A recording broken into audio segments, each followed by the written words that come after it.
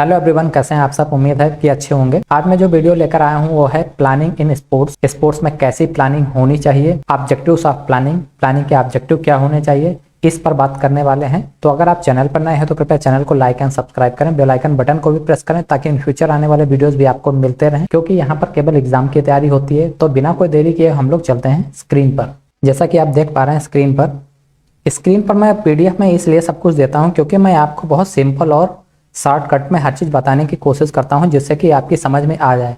अगर आप उसको एक्सप्लेनेशन में पढ़ना चाहते हैं तो स्क्रीन पर देख के उसको पढ़ भी सकते हैं ताकि उसको आप और अच्छे से समझ सकें। तो स्टार्ट करते हैं। तो जैसा कि आप यहाँ पर देख रहे हैं, जब भी आप किसी गेम्स या स्पोर्ट्स में प्लानिंग करते हैं तो उसके मेन कंटेंट क्या होते हैं, मीन्स आप जो प्लानिंग करते हैं किस चीज़ पर प्लानिंग करते हैं वो यहाँ पर दिया गया है। तो आप ध्यान से देखिएगा। Meaning and objective of planning, जो आप प्लानिंग कर रहे हैं उसका उद्देश्य क्या है, मतलब क्या है, आप वो इवेंट किस लिए कर रहे हैं, किसके लिए कर रहे हैं, वर्क के लिए कर रहे हैं, बच्चों के लिए कर रहे हैं, बूढ़ों के लिए कर रहे हैं या समाज के लिए कर रहे हैं, और वो क्यों किया जा रहा है, ये चीज़ें स्पष्ट होनी चाहिए। कि वो स्पोर्ट्स इवेंट हो रहा है, समाज को जोड़ने के लिए इवेंट हो रहा है, या एक वर्ग या ग्रुप के लिए हो रहा है। तो ये सब चीज़ आपको पहले कंफर्म होनी चाहिए कि ये इवेंट हो क्यों रहा है और इसके फायदे क्या हैं। सेकेंड आता है various committee and their responsibilities. अब इसमें सेकेंड चीज़ ये होती है कि जो भी इवेंट आप कर रहे हैं उस इवेंट के पहले आपको क्या करना है, इवेंट के दौरान आपको क्या करना है, और इवेंट के बाद आपका क्या वर्क है, कैसे करना है, उसके बारे में सोचना। थर्ड चीज आती है टूर्नामेंट, नॉकआउट, लीग और राउंड रॉबिन एंड कॉम्बिनेशन। अब जो आप टूर्नामेंट करने वाले हैं वो नॉकआउट है, जिसमें हर टीम एक मैच खेलकर नॉकआउट होती जाएगी, जीतता रहेगा आगे बढ़ेगा। लीग टूर्नामेंट है जिसमें कई मैच खेलने हो सकते हैं अकॉर्डिंग टू टीम। और कॉम्बिनेशन है कि वो कॉम्बिनेशन टाइप का टूर्नामेंट है। तो पहले आपको ये भी डिसाइड करना होगा कि आप टूर्नामेंट किस टाइप का कर रहे हैं या किस टाइप का टूर्नामेंट हो रहा है। फिर चौथी चीज पर जब हम लोग चलेंगे, procedure of draw pictures, knockout, bye and seeding and league, staircase and cycling. फिर चौथे प्रोसीजर में आपको ये देखना होगा कि जो आप कर रहे हैं उसका पिक्चर भी ड्रा करना होता है कि वो नॉकआउट है। अगर नॉकआउट है तो बाय सीडिंग भी होगा। अगर वो लीग मैच हो रहा है, लीग टूर्नामेंट है, तो उसमें स्टेयरकेस और साइक्लिंग भी होगा। तो ये भी आपको ध्यान रखना है। फिर 5वें नंबर पर हम लोग आते हैं, देखते हैं कि वो इंट्रामुरल है या एक्स्ट्रामुरल है। अब इंट्रामुरल या एक्स्ट्रामुरल, इंट्रामुरल का मतलब ये होता है आप किसी स्कूल के अंदर, कॉलेज के अंदर जो आपस में टीमें बनाकर करते हैं वो इंट्रामुरल होता है। और उन टीमों से जो सिलेक्शन होकर हम लोग उस टीम को जो बाहर किसी स्कूल में या डिस्ट्रिक्ट लेवल या स्टेट लेवल पर खेलने के लिए जाते हैं तो वो एक्स्ट्रामुरल टाइप का इवेंट होता है।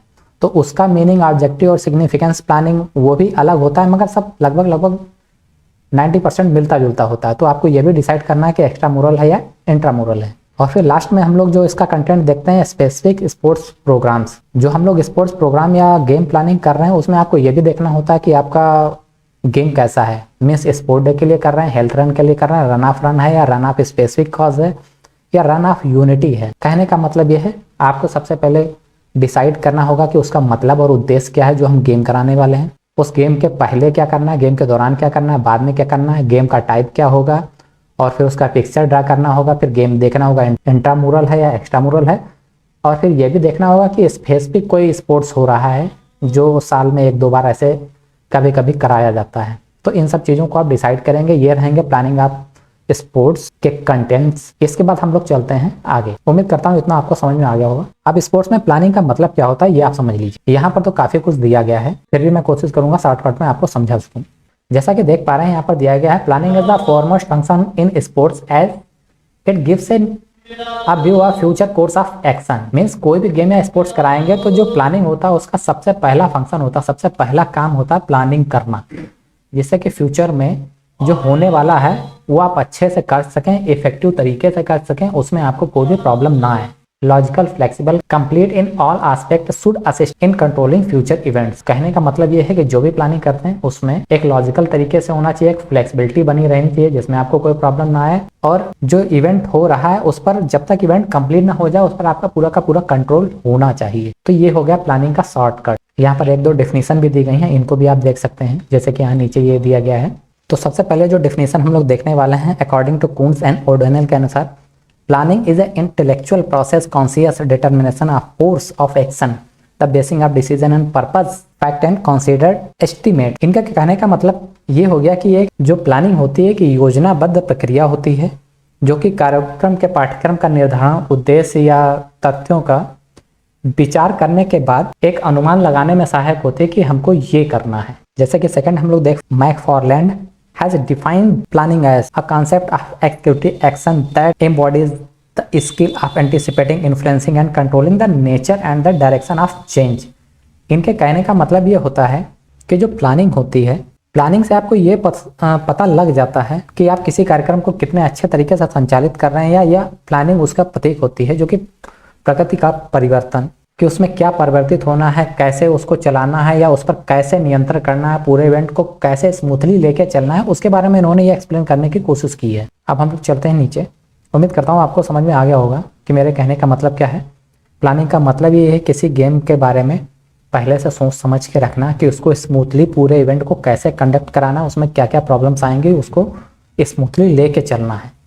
हर चीज़ के बारे में सोचना ही प्लानिंग है जब आप कोई गेम या इवेंट करा रहे हैं। जैसा कि आप यहाँ पर देख पा रहे हैं, planning is the process of deciding in advance what it to be done, what is to be it, what is to do it, how it is to be done and what it is to be done. इनके कहने का मतलब यह है कि योजना पहले से तय करने की प्रक्रिया होती है कि क्या करना है, किसे करना है, कैसे करना है, कैसे होना चाहिए और ये कब किया जाना चाहिए।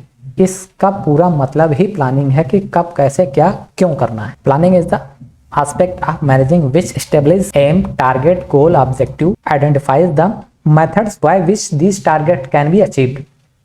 तो कहने का मतलब यह है, प्लानिंग का मतलब ही यही होता है कि आपका एम क्या है, टारगेट क्या है, गोल क्या है, ऑब्जेक्टिव क्या है, कैसे इसको आइडेंटिफाई करेंगे और इसका मेथड कैसे आप तय करेंगे कि जो हम प्लानिंग या इवेंट जो भी करा रहे हैं उसमें हमको क्या अचीव होगा या क्या अचीव करने के लिए हम वो गेम कर रहे हैं, इवेंट कर रहे हैं। अब हम लोग यहाँ पर ऑब्जेक्टिव ऑफ प्लानिंग भी देख लेते हैं।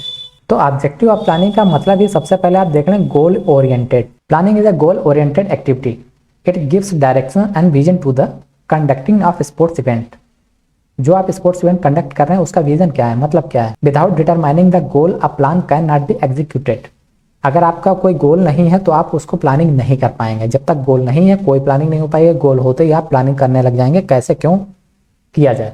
जैसे कि यहाँ पर इन्होंने बताया है, planning and the realistic goal setting and their attainment. For example, if the physical education department of the school desire to conduct an intramural tournament in the month of January next year, they must plan well in advance. जैसे कि यहाँ बताया गया कि अगर physical education department एक intramural game कराने की सोच रहा है जो कि जनवरी में होगा, तो उसकी प्लानिंग एक साल पहले से ही स्टार्ट हो जाती है कि कब, क्यों, कैसे और कैसे होना चाहिए, क्योंकि उसे अच्छे तरीके से करना है। तो उनका एक गोल हो जाता है कि जनवरी में इंट्रामुरल प्रोग्राम होगा जो कि स्कूल के बच्चों के लिए, कॉलेज के बच्चों के लिए होगा, जिनकी आपस में टीमें डिवाइडेड होंगी। उनमें जो बेस्ट होगा वो एक्स्ट्रामुरल के लिए बाहर जाएगा। बाकी यहाँ पर बहुत सी चीजें दी हैं, आप खुद भी पढ़ सकते हैं। जो शॉर्टकट है उसको मैंने बता दिया जिससे आपको अच्छे से समझ में आए। Next is policy. अब यहाँ पर हम लोग पॉलिसी की बात करते हैं कि जो गेम इवेंट्स कराते हैं उसमें पॉलिसी का कितना महत्व होता है। Development of a policy is very important to set boundaries for overall conduct of the event. आप जो गेम करा रहे हैं, ठीक है, उसकी बाउंड्रीज तय करना कि जो ओवरऑल इवेंट होने वाला है उसमें डिसीजन मेकिंग कैसा होना चाहिए, और जो हम लोग इवेंट करा रहे हैं कि उसकी लिमिट क्या होनी चाहिए और उससे हम लोग क्या उद्देश्य हासिल कर सकते हैं, ये सब पता होना चाहिए। और फाइनेंस क्या है, ठीक है, फाइनेंस भी हम लोगों को देखना पड़ता है। टेक्निकल इशू क्या हो सकते हैं वो देखना पड़ता है। ऑर्गेनाइजेशन कैसे चल रहा है वो देखना पड़ता है। Formation of committee etcetera, means बहुत सी चीजें हमको देखनी पड़ती हैं शुरू से लेकर लास्ट तक कि इस इवेंट को हम कैसे ऑर्गेनाइज करा पाएंगे या नहीं करा पाएंगे, इसमें क्या दिक्कत आ सकती है पॉलिसी को लेकर इवेंट डिसाइड होने के बाद। इसके बाद जो नेक्स्ट ऑब्जेक्टिव आता है वो है इकोनॉमी। आप कोई भी इवेंट या गेम आप करा रहे हैं तो उसके लिए आपके पास इकोनॉमी सिस्टम भी मजबूत होना चाहिए। मीन्स आपके पास पैसा होना चाहिए। अगर आपके पास पैसा नहीं है तो आपको स्पॉन्सर ढूंढोगे। अगर स्पॉन्सर भी नहीं मिल रहा तो आप इवेंट नहीं करा पाओगे। तो सबसे पहले स्कूल या कॉलेज खुद देखता है कि वो करा पाएगा उस गेम को, इवेंट को कि नहीं। अगर नहीं करा पाएगा तो वो इसके लिए स्पॉन्सर ढूंढेगा। जैसा कि यहाँ पर देख रहे हैं, planning helps in cost reduction. क्योंकि अगर आप प्लानिंग कर लेते हैं तो इसमें जो खर्चा आने वाला है वो बचता है, क्योंकि आपकी प्री प्लानिंग होती है कि कैसे हम अपने पैसे को मैनेज करेंगे। As it increases coordination and financial control. Budget should be prepared in quantitative term. Economy के लिए बजट आपका प्रिपेयर होना चाहिए कि किस जगह पर हमको कितना पैसा खर्च करना है और इवेंट के दौरान कहाँ पर हमको किस चीज़ के लिए कितने रुपए की ज़रूरत पड़ेगी, क्या चीज़ की ज़रूरत पड़ेगी, उसके लिए तैयारी करके रखनी है।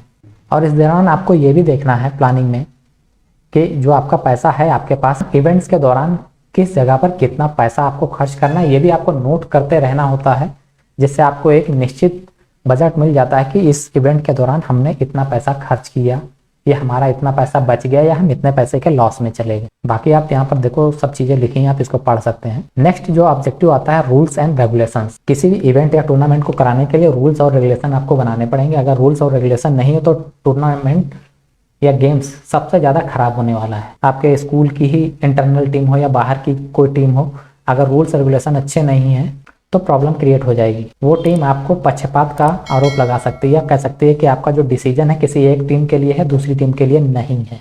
तो इन सब चीज़ों से बचने के लिए आपको रूल्स एंड रेगुलेशन बनाने पड़ते हैं, जो हर टीम के लिए बराबर होते हैं। उसके लिए रेफरी, एम्पायर जो भी आपको चाहिए होता है वो आप डिसाइड करते हैं, और ये भी देखते हैं कि उनका डिसीजन एकदम क्लियर होना चाहिए, निष्पक्ष होना चाहिए, जो कि सर्वमान्य हो, जिसको सब लोग आसानी से मान सकें।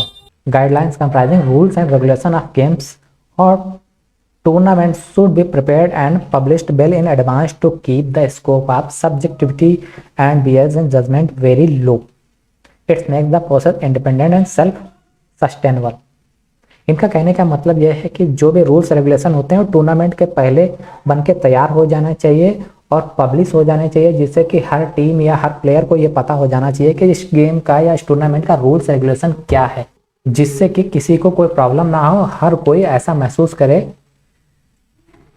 कि वो इंडिपेंडेंट है गेम खेलने के लिए, और उसको किसी भी चीज़ की प्रॉब्लम नहीं होनी चाहिए, किसी भी जजमेंट को लेकर प्रॉब्लम नहीं होनी चाहिए, क्योंकि उसको रूल्स रेगुलेशन पहले से पता है। अगर आप अचानक रूल्स रेगुलेशन लाएंगे जो प्लेयर टीम को नहीं पता होंगे तो उसमें प्रॉब्लम क्रिएट होती है। ऐसा अक्सर इवेंट्स में देखा जाता है।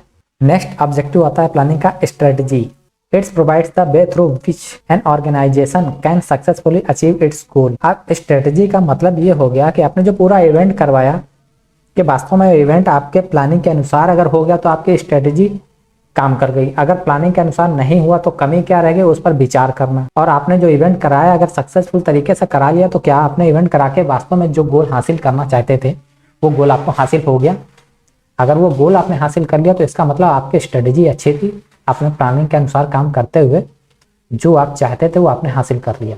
कि आपका मेन मतलब ये था कि इस गेम या इवेंट को अच्छे तरीके से सक्सेसफुल तरीके से कंप्लीट कराया जाए, जिससे कि कोई भी प्रॉब्लम क्रिएट ना आए और आप जो करना चाहते हैं वो भी हो जाए। अब अगर आपका गेम या इवेंट सक्सेसफुल हो गया है तो इसका मतलब आपकी स्ट्रेटजी अच्छे से काम कर चुकी है। अब नेक्स्ट टाइम में, आने वाले टाइम में, ये स्ट्रेटजी आपके काम करती रहेगी। इसको आप और अच्छे तरीके से बना सकते हैं, सोच सकते हैं। To achieve long term goals and organization must draw strategic plan and rigorously follow the same. जो मैंने अभी आपको ऊपर बताया कि जैसे स्ट्रेटजी अगर आपके काम कर गए, इवेंट सक्सेसफुल हो गया, तो आप इसी को आगे फॉलो कर सकते हैं। इसमें होने वाली कमियों को आप आगे भी सुधार सकते हैं और उस इवेंट को कंटिन्यू ले जा सकते हैं, जो हमेशा के लिए भी हो सकता है उस डेट या वर्ष में, कैसे आपको इवेंट करना है।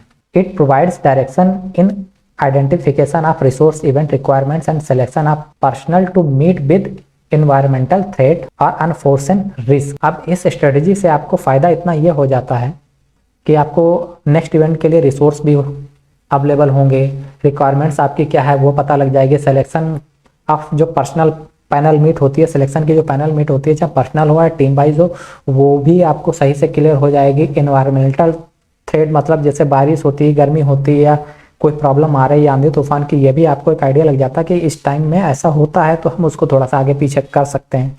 तो काफ़ी कुछ आपको देखना पड़ता है। अगर आपकी स्ट्रेटेजी अच्छी है, प्लानिंग अच्छी है, तो आप अनफोर्सेन रिस्क से बच सकते हैं, जो कि यहाँ पर दिया गया है।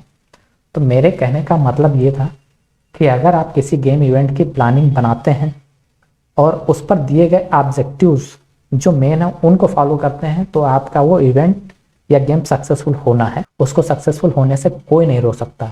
बाई चांस उसमें अगर कुछ कमी रह जाती है तो आने वाले ईयर में या आने वाले नेक्स्ट ईयर में जो इवेंट कराएंगे तो उसमें एक दो कमियां जो रह गई आप उस टाइम भी उसको चेंज कर सकते हैं, बदल सकते हैं। तो आने वाले टाइम में वो इवेंट और ज़्यादा सक्सेसफुल होता ही जाएगा। ये होता है गेम या इवेंट्स में प्लानिंग का मतलब। तो मैंने कोशिश की है कि आपको समझ में आ गया हो, फिर भी हो सकता है कमियां हो। और जो नेक्स्ट वीडियो मैं लाने वाला हूँ फॉर्मेशन ऑफ कमेटी की, प्लानिंग के बाद में जो कमेटी होती है गेम्स की, जो गेम्स को करवाना चाहती है वो कैसी होती है, और उसका क्या सोचना होता है और वो गेम को कैसे ऑर्गेनाइज कराती है, इसके बारे में बताएंगे आपको नेक्स्ट वीडियो में। अगर आपको मेरा वीडियो अच्छा लगा तो आप इसको लाइक शेयर कर सकते हैं। मिलते हैं आपसे नेक्स्ट वीडियो में नए टॉपिक के साथ। वीडियो देखने के लिए धन्यवाद। जय हिंद।